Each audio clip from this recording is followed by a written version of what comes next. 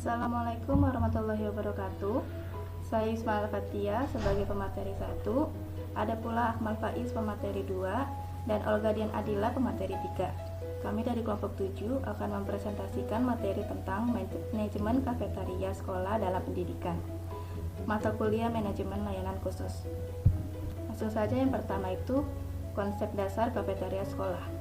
Kafetaria sekolah atau lebih dikenal sebagai kantin.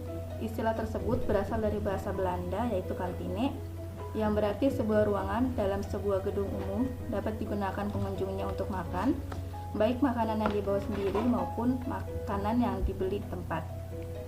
Kafetaria merupakan layanan khusus yang menyediakan makanan dan minuman yang sehat untuk para peserta didik, staf sekolah, dan warga sekolah dengan harga yang terjangkau. Sekolah dapat memberikan kebijakan-kebijakan yang menguntungkan pihak sekolah dan pengelola kantin. Sekolah harus menaruh perhatian khusus terhadap penyediaan panganan di kantin, serta aneka jajanan, serta makanan yang disediakan kantin sekolah harus melalui proses seleksi sebelum ditawarkan kepada para peserta didik. Pengelola kantin menyeimbangkan antara kapasitas makanan, gizi, dan harga, serta letak kantin yang strategis agar operasionalnya berjalan secara efektif. Yang kedua, tujuan dan fungsi kafetaria sekolah. Tujuan umum kafetaria sekolah adalah menyediakan makanan dan minuman yang sehat bagi para peserta didik secara efektif dan efisien. Ada pula tujuan khusus dari layanan khusus kafetaria sekolah.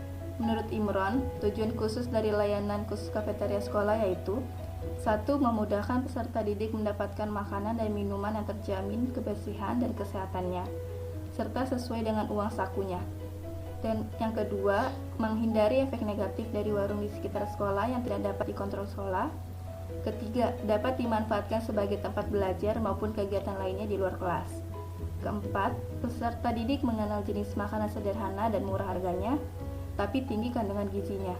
Dan yang kelima, dapat dikembangkan etika makan yang sesuai dengan pergaulan setempat. Selanjutnya, materi akan dilanjutkan oleh pemateri 2 yaitu Akmal Faiz. Materi selanjutnya yaitu fungsi kriteria sekolah, yaitu mencegah peserta didik agar tidak mengonsumsi makanan dan minuman yang tidak dijamin kesehatannya. Yang kedua, dapat melatih peserta didik tata cara makan dan minum yang baik. Yang ketiga, menempatkan peserta didik pada wahana yang tidak mudah pengontrolannya. Berikutnya yaitu prinsip. Prinsip yang pertama yaitu prinsip keterjangkauan, yang mana dimaksud makanan dan minuman yang disediakan di kantin sekolah haruslah terjangkau oleh uang saku peserta didik agar aneka ragam latar belakang ekonomi agar tidak bertentangan dengan misi layanan pada peserta didik. Yang kedua, prinsip pendidikan.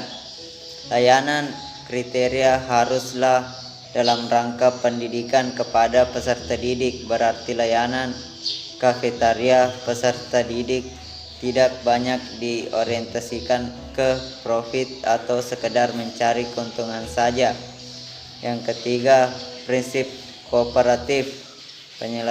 Artinya yaitu penyelenggaraan layanan kriteria memungkinkan kerjasama yang baik antara peserta didik dengan pengelola. Selanjutnya itu prinsip membantu peserta didik, yang dimaksud memberikan layanan kepada peserta didik sehingga peserta didik dapat memesan makanan dan minuman justru di saat-saat mereka membutuhkan. Yang terakhir yaitu prinsip kesehatan.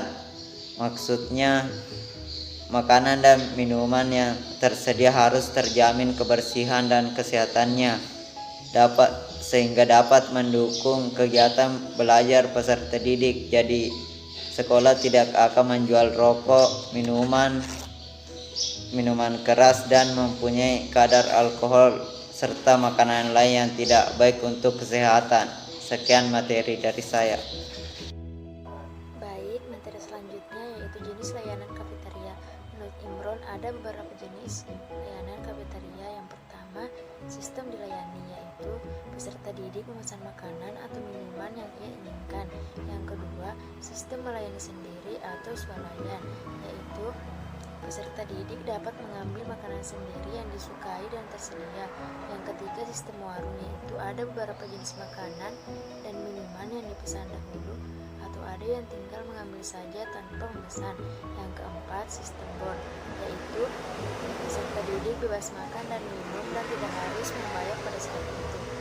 Materi selanjutnya yaitu proses manajemen layanan khusus kafeteria sekolah. Ada beberapa proses. Yang pertama, perencanaan. Sistem layanan kafeteria sangat bergantung pada situasi kondisi sekolah, maka perlu dilaksanakan survei sebelum memiliki bentuk atau sistem layanan mana yang akan digunakan. Ruangan kafeteria direncanakan dengan seksama agar menarik minat pembeli. Yang kedua, pengorganisasian.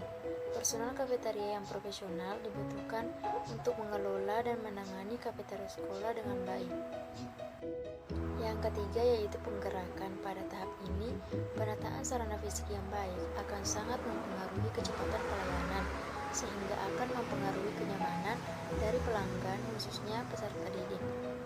Kemudian yang keempat itu pengawasan.